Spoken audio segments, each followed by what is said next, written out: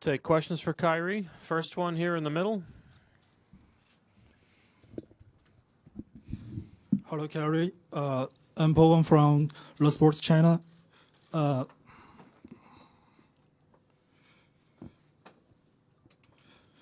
Last year, you said the Cavs would have won the championship if you were not injured. So this year, do you think you have better chance against the Warriors?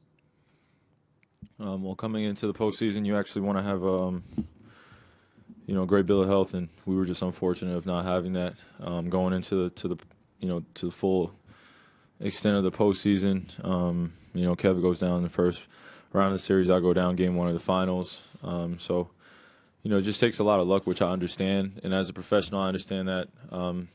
Whatever happens, you can sometimes just out of your control. But the Warriors did what they what they could. They won the championship last year, and now we come in and now two evenly healthy teams, and number one in Eastern Conference and Western Conference respectively. And this is what it's about. So I'm excited for the challenge and going out there and competing. Third row in the center. Henry Wolford with Comcast Sportsnet Bay Area. Kyrie right here. Both teams are shooting well from three-point range, but that's obviously a strength for the Warriors, something that they live and die by. Do you see this being a three-point shootout throughout the series?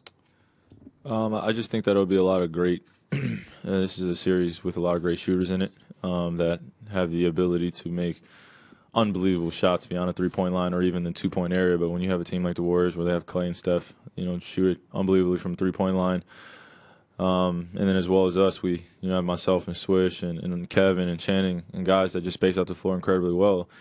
You'll definitely see a lot of three-point attempts and a lot of long rebounds, but a lot of fast breaks as well. But both teams do an incredibly good job of just screening for one another and getting each other open for what our strengths are. I wouldn't call ourselves a three-point shooting team, but we have guys that are definitely capable of putting the streaks up of three-pointers.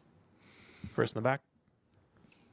Chris Haynes, Cleveland.com. Kai, have you allowed yourself to just think about the magnitude of these two teams, the star power, the history, and what this – everybody is pretty much calling this has the potential to be an instant classic. Have you thought about the magnitude, or is that something that you'll think about after the series is over? No, I kind of leave that up to you guys. Just kind of putting that moment for what, for everyone out that's not in our locker rooms for what it is.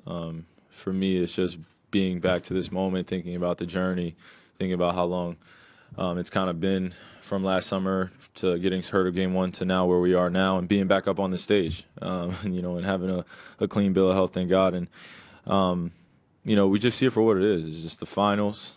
It's top-level basketball. This is the highest level that you ever want to get to.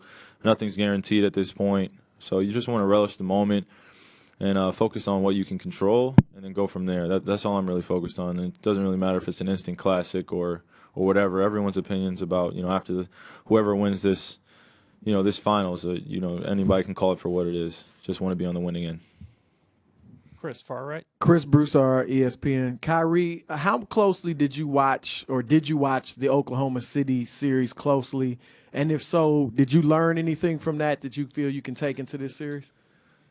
To be completely honest with you, I wish I could say I sat there and watched every game and just really tried to study as much as possible. But going home and thinking about what we had to accomplish ourselves to get back to this finals was, it was strenuous in itself. I wasn't really concerned about what was going on in the Western Conference, not as much as, probably anybody would think. I was so focused on getting back to, preparing. We lost game 3 and 4. And then everyone starts to think what's going on with the Cavs, and we're dealing with a lot of pressure on ourselves, which is fine. But I was just really focused on what we had to accomplish for ourselves. But definitely watching film now and studying over the last few days has definitely given me a chance to slow down the film, break down what I can definitely learn from, the matchup at the point guard role. Also, offensive tactics that we can include in our offense, and then also defensively how we can attack them better. So. Besides film, did you watch the series like when it was happening, or you just have watched it on film?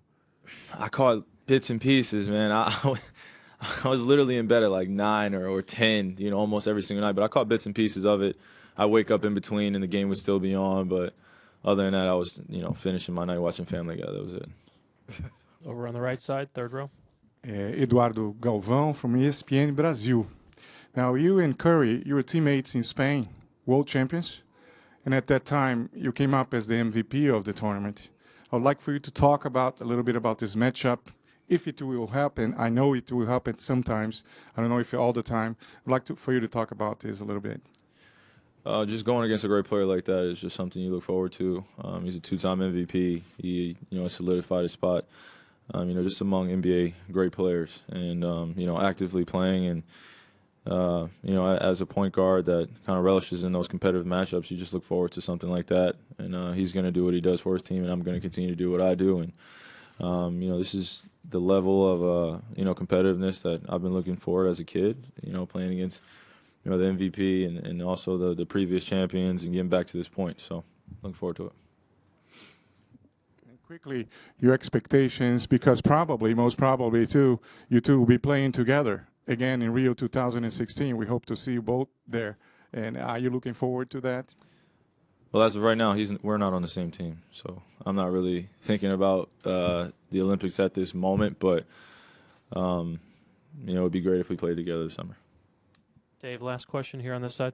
Kyrie, Dave McMenamin, ESPN. Have you got a chance to look back at Game 1 of last year's finals? Have you ever gone back to that tape or that play with Clay? And then also throughout this last year, how much did doubt play a part in your emotions?